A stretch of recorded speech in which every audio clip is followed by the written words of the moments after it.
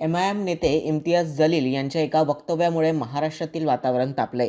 यावर भाजप नेत्या नवनीत राणा यांनी आक्रमक प्रत्युत्तर दिलं आहे। तुमच्या 7 पिढ्या आल्या तरी महाराष्ट्र हिरवा होणार नाही, अशा शब्दात राणा यांनी खडसावले आहे।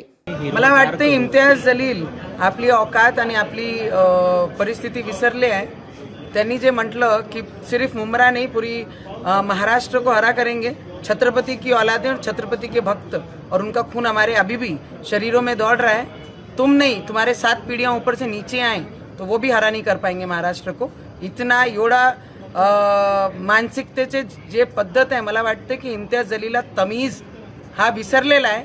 आम्ही मायनॉरिटी म्हणून, अल्पसंख्याक म्हणून या देशामध्ये त्यांना आपले घरामध्ये, आपल्या देशामध्ये खपून घेत आहे। त्याचा अर्थ हे नाही की सगळ्यांनी बांगड्या घालून बसलेले आहे। ज्या दिवशी आम्हाला दाखवण्याची वेळ आली तर 15 सेकंड आजही काफी आहे। तुमच्या स्वप्नाती हिरवं करणं हा पूर्ण होणार नाही। आणि असे लोकांना ज्यांना तमीज विसरलेले आहे, जे बायांबद्दल जेही बोलतात, पत्रकार परिषद घेऊन पूर्ण महाराष्ट्राला धमकी देऊन राहिल्या की ज्या छत्रपती शिवाजी महाराजांचा महाराष्ट्र आहे त्या पूर्ण महाराष्ट्राला आपण हिरवा करू, तर तुमच्या धमक्याला आम्ही भीक सुद्धा घालत नाही। इम्तियाज जलील, लक्षात ठेवा, तुम्ही ज्या शहरात राहतात त्या शहराचं नाव संभाजी महाराजांच्या नावाने दिलेला शहर आहे।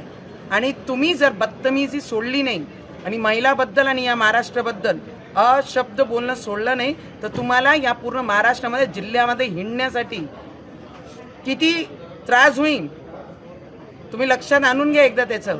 जर एक ही जगह तुम जिले में घूम पाए, मेरा नाम भी नवनीत राणा नहीं, तमीज़ में रहकर अपने काम करो और जहाँ पे हैं वहाँ पर अपनी औकात में रहो।